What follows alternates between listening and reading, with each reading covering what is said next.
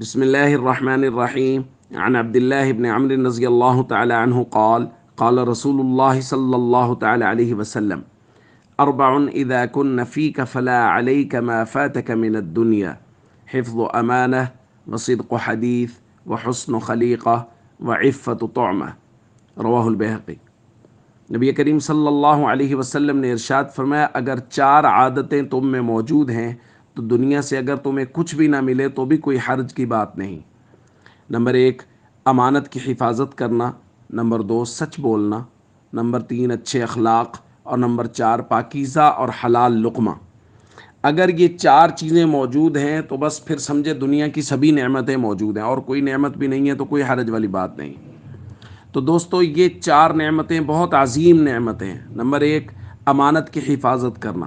دوستو، امانت ہمارے یہاں مال کو تو سمجھا جاتا ہے کہ مال کسی نے پاس میں رکھا، اس کو واپس کرنا، اس کی حفاظت کرنا، یہ ہے امانت کی حفاظت۔ یاد رکھیے، اعمال بھی اور وقت بھی امانت ہوتا ہے۔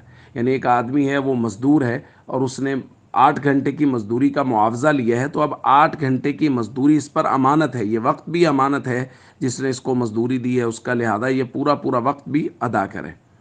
نمبر 2، سچ بولنا، ہمیشہ سچ، مذاق میں بھی جھوٹ بولنے کی اجازت نہیں ہے۔ اور حسن اخلاق، سب لوگوں کے ساتھ محبت کے ساتھ پیش آنا، لوگوں کی دی ہوئی تکلیفوں پر صبر کرنا، ان کو معاف کرنا، اور تمام تر لوگوں کے ساتھ محبت اور اخلاق کے ساتھ پیش آنا۔ اور پاکیزہ اور حلال لقمہ۔